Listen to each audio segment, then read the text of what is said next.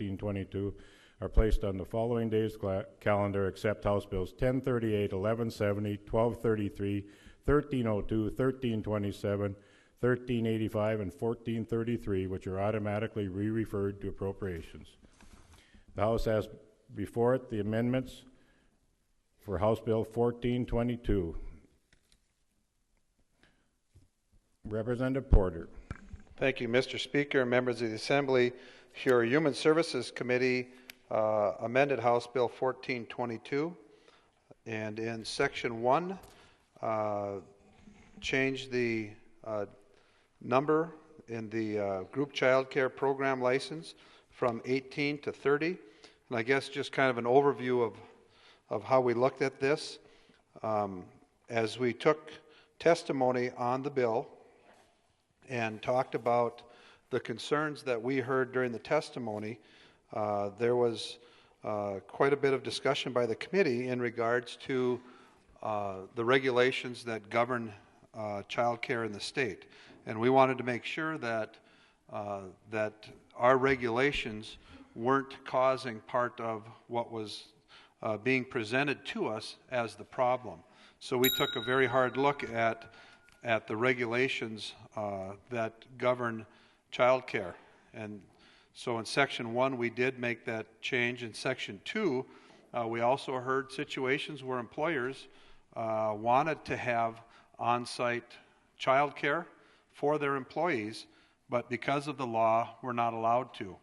And so we made the change in Section 2 that as long as it wasn't a business open to the public and that the employees were having their children cared on site at their job, we didn't have a problem exempting them from the current child care statutes.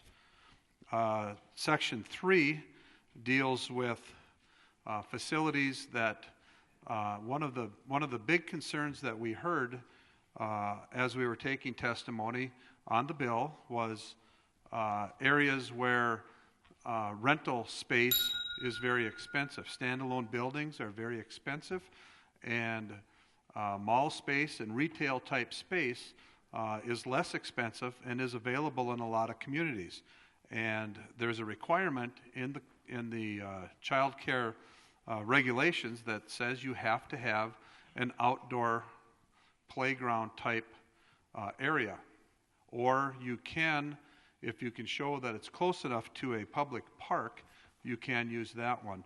And we wanted that to be changed so that those facilities could also create an indoor playground area in those types of settings. Then in Section 4, we looked at the ratios and at the numbers, and we made changes in the numbers. We looked at the different states that surround us and kind of took a variety of the numbers that are out there and plugged in some new number sizes to give those owner-operators a little more flexibility on their ratios to still have safe, competent child care, but also a little bit of flexibility on their ratios so that they can make the money that they were telling us that they needed to make in order to make ends meet. So those are the big changes as far as the policy side of it. Then your committee also took out the new section that was regarding the subsidization of daycare in the state.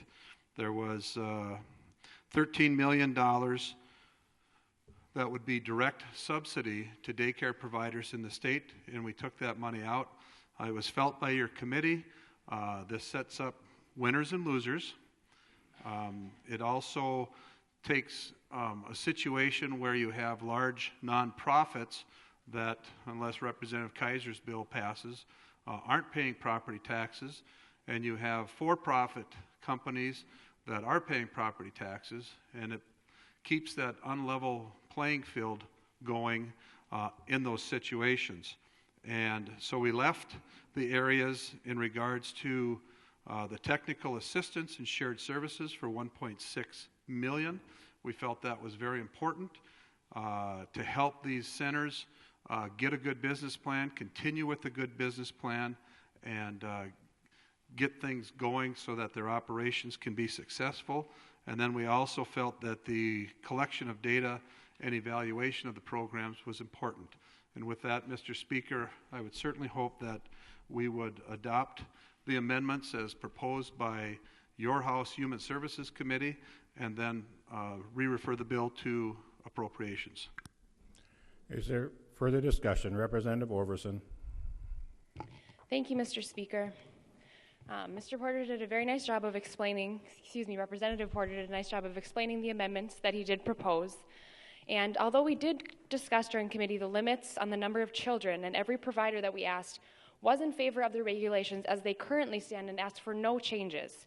These limits are put in place to protect children, and I've heard many concerns since then from providers and others that spoke that day with our messing of these regulations. Although the reasoning was to be in the best interest of the children we are serving, it very well could prove to be harmful. And again, Representative Porter did correctly say that we are only allowing flexibility, not mandating this. It was an unwanted change. We have heard time and time again that we are seeing a child care crisis, and they have been literally begging us for help. To cut $13 million from this bill is a slap in the face to so many citizens, parents, children, and families who have voiced their concerns on addressing child care needs. Mr. Speaker, members of the Assembly, I ask that we vote these amendments down.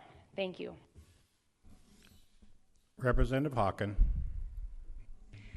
Thank you, Mr. Chairman, members of the Assembly. I guess my fondest wish for this bill is that it can go to the Senate and perhaps live to see another day. While what Representative Porter said as far as the dollars go might be accurate, is it a subsidy? It is a per pupil payment so that those centers that are in crisis can cash flow. It was the #1 concern of people all over the state who weighed in at the 2020 meetings. Ask your economic development, and he's going to tell you the #1 thing they heard is that the most pressing need is for quality child care. What this bill did originally was to lay the groundwork to provide that quality moving forward. Secondly, it addressed the crisis. It's a Band-Aid. It's about half of what we need dollar-wise, but it would have addressed the need in the western part of our state where right now there are 3 centers in Minot that are most likely going to close. There's one in Bowman that can't operate very well because they cannot get the people. We are in an unusual time. This bill is called Child Care Stabilization. It's a Band-Aid. We know we can't continue to do this for years and years. But we could do it right now when it's the #1 need, according to people in this state that are involved with the vision of where our state is going to go. As far as these amendments,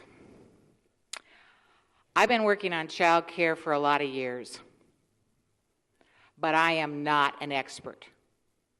In no way would I feel comfortable changing the numbers in how many students can be there. All we're talking about here is warehousing. That is not quality daycare. We can put them in the prison. We're going to put $12 million away for that. We can just stick them right in there.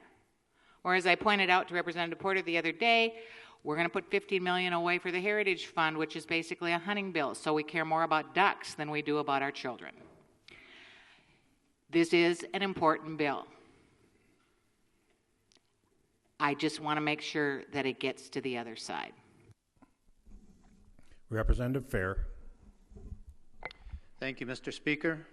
Mr. Speaker, members of the Assembly, as a member of the Human Services Committee that debated this, quite simply it's this. What we had in front of us was a bill to subsidize daycare with no solution as to the problems that were being faced. There's no fix here. And so it seemed that either we were going to go down the road of subsidizing childcare or we were not. We really didn't want to go down the roads. So what we did was we worked on ways in which, through some deregulation, we're encouraging private enterprise. We know this isn't a fix. We're hoping that the individuals, the businesses involved will find a way to provide child care through other means other than us subsidizing it. We don't know how to get out of it once we start subsidizing it. There's no reason to think that we aren't in the same place 2 years from now. So I would encourage a vote and a positive on the amendments and to pass the bill as amended. Thank you. Representative Onstead. Thank you, Mr. Speaker. I'm just asking for a roll call vote, if we could. A roll call vote has been requested. It needs 1/6 of the membership standing to approve roll call vote. A roll call vote has been granted. Representative Hawken. Thank you, Mr. Speaker. In my 8 sessions, I've never gotten up twice on a bill, but I feel it is imperative to say this. Yes, it is a subsidy. It is a per-child subsidy, just like we've done for ethanol and wind and farms and businesses. This is not unusual in this body. I said it was a Band-Aid. We know it can't go on forever. But the changing of the numbers, I want to give you one example. The number for infants was changed from 8 to 10. You have to have a person in there who is trained for every 4 children. So instead of helping a business by moving it to 10, you've required that they hire another person. We aren't in that business. I know we think we know everything, but you guys, we don't. We should not be trying to regulate in an area that we aren't smart enough to regulate. That's what we have the professionals to do. Is there any further discussion? Seeing none, the House has before it the amendments for House Bill 1422. If you vote yes, the amendments will be approved and the bill will be re-referred to the Appropriations Committee. The key will be open for a roll call vote. Has every member voted? Does any member wish to change their vote? The key will be closed. Clerk will take the record. Final vote shows 54 yea, 36 nay, 4 absent, not voting. The amendments for House Bill 1422 have been approved, and the bill will be re-referred to the Appropriations Committee.